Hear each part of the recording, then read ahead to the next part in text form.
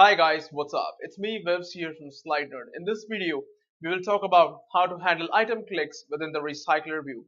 In the previous video, I showed you something about how you can validate your design, and I'm going to get rid of that layout for now and simply have the root layout. Now before we start anything, let me take you to a familiar place. It's in github.com/slide nerd, the place where all the code is being put up for this video, the previous videos, and the upcoming videos out there. So you guys have any errors, any problems, any doubts, you're always welcome to go here, get the code, and check your code against this over here. Now let's discuss about how we can handle item clicks. So you go to Google first and you type RecyclerView item click. You'll definitely notice a result from Stack Overflow. Just open that and you will see that there's a lot of people talking a lot of things here in terms of handling item clicks. You must read this post if you have time. If you don't, let me tell you what is exactly going on here. There are two ways to handle a recycler views item click. One is from within the activity or fragment where you're hosting the recycler view or drawer. The other is from within the adapter. The first approach, which requires the activity or fragment to handle clicks, is a complicated one because you need a gesture detector and on item touch listener to intercept touch events from your recycler view. Unfortunately for you guys, there is no on item selected method like the list view in the recycler view, and hence you'll have to do a lot of work if you want to handle item clicks from outside the adapter.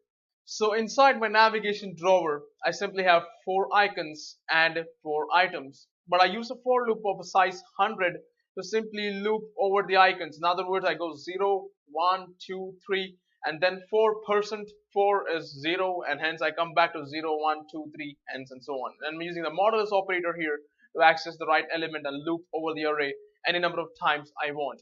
You go to adapter here, I have added 2 more statements. Inside the on create view holder, I have a log statement, and inside the on bind view holder as well, I have a log statement along with the position for which this method is being called for.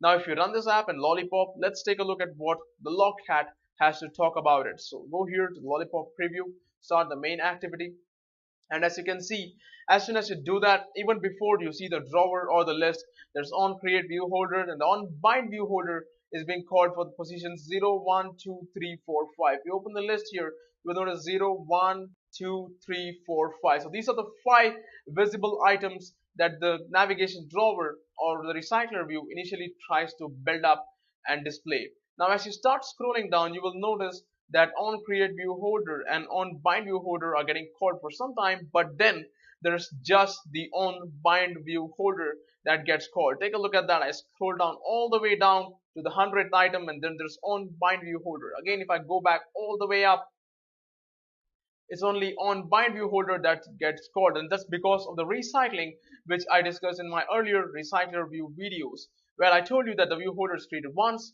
but it's going to be reused again and again. Now if you click on one of the items, currently nothing happens. So how can we make something happen? Pretty simple. Go to your adapter inside the on bind view holder method. Let's say you want to show a toast when you click on the icon. Of course, in reality you would like to open an activity or a fragment, and I will get to that because we need to handle the whole item click in that case. So simply go here, holder.icon.set on click listener. So have a simple anonymous inner class for handling the item click. I can simply make a toast here. If you open the drawer here, I have an on click that's going to be triggered only for the icon click over here. So if I click on Vivs here, nothing happens. But if I click on 1 here, the toast gets displayed at position 0. I have also printed the position here, as you guys notice. Go down, click anywhere on any icon, and it's going to give me the exact position.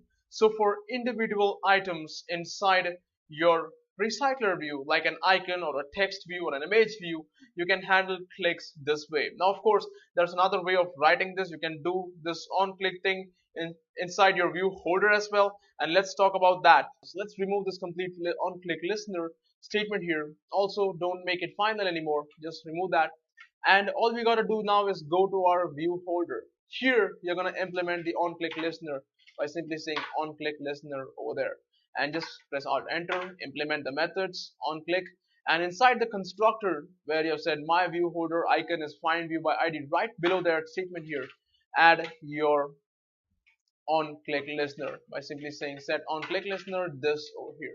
In other words, every time the icon is clicked, it's going to simply have the on click triggered for that icon. Now all you want to do is print the position currently as in. So at this point I have the toast message fully, but there's a small problem, and that is I need access to the position inside the onClick method. Now one of the things as a beginner that you would be tempted to do is to go here at the top, make a variable int position inside the onBindView holder, get a reference to that position, store the latest variable value, and then go here in the onClick and use that value. But no, don't do that. Take a look at this statement here inside the developer.android.com's RecyclerView's documentation. It says it's inside the onBindView holder. They say that RecyclerView will not call this method again if the position of the item changes in the data unless the item itself is invalidated or the new position cannot be determined. In other words, if you delete an item, if you add some extra item, nothing is going to happen. For this reason, you should only use the position parameter while acquiring the related data inside the onBindView holder method, and do not keep a copy of it. If you need the position of an item later, just use the get position method, which will have the updated position. In other words, what they are trying to say is inside the onBindView holder, use this variable position, but outside it, don't keep a reference to it because it may change if an item is added or deleted or something like that. So inside your onClick, if you want access to the position, simply use the get position method instead of doing it the other way. Now at this point, let's try to run this and see how it happens. So there you go, you click the item, you click Anki over here, nothing is going to happen. But if you click 2 here, there's item clicked at position number 1, and that will work for any position that you click inside your navigation drawer. So that is pretty much the 2 different ways you can handle clicks inside your RecyclerView's adapter. Well, enough playing with silly toast messages. How about we do something real, like deleting an item from our RecyclerView. For that, we need to go to our adapter at the top and add a method called delete here. This method will simply accept the position that you want to delete and will remove the item out there. And the way you remove things is pretty simple. Just take your data structure, which is an array list or list, and simply call remove on it. Simply say remove here and pass the position inside. Now if you remember, if the earlier list view stuff that we used to do out there, we used to call notify dataset changed. However, with the recycler view, you don't do that anymore. Rather, let's take a look at what Android is trying to tell us in the notify dataset changed method. Here it says notify any registered observers that the dataset has changed. And now they are saying that there are 2 types of data change events. Either you add, remove, delete items, that is you make structural changes, or you simply update an item at some existing position, which is basically a data change or item change as they call it over here. They say item changes are where a single item has its data updated but no positional changes have occurred, but structural changes are when items are inserted, removed and moved within the data set.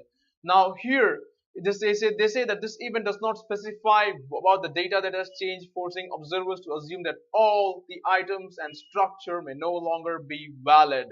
In other words, layout managers will have be fully forced to rebind and relayout all the visible views. As you can see from these statements, you can make out that it's a very expensive operation if you call notify dataset change.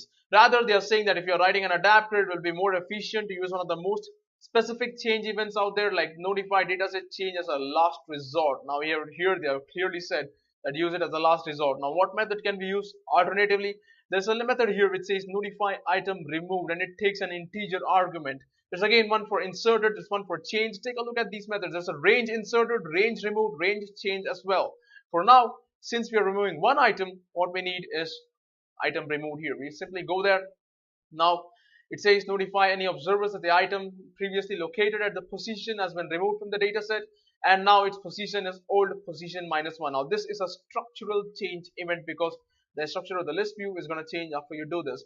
So we can simply go to our code here and we can say notify item removed, and we can pass the position over there. Call it here by saying delete here and get the position, and now we should be good to go. So click on the icon, take a look at that. It's deleted. Click on 4, that's deleted. Click on 3, that's deleted, and so on. However, if you go back and if you come back to the main activity, you open this, again everything is going to remain intact because we have not saved our adapter or list view to actually contain those changes, which you can do with the help of an SQLite database or shared preferences or whatever you prefer. So this is basically how delete works. And of course you can customize this animation by having a slide out or slide in or pop out or whatever you want to do with the default item animator, which is again something we'll talk about in the upcoming videos.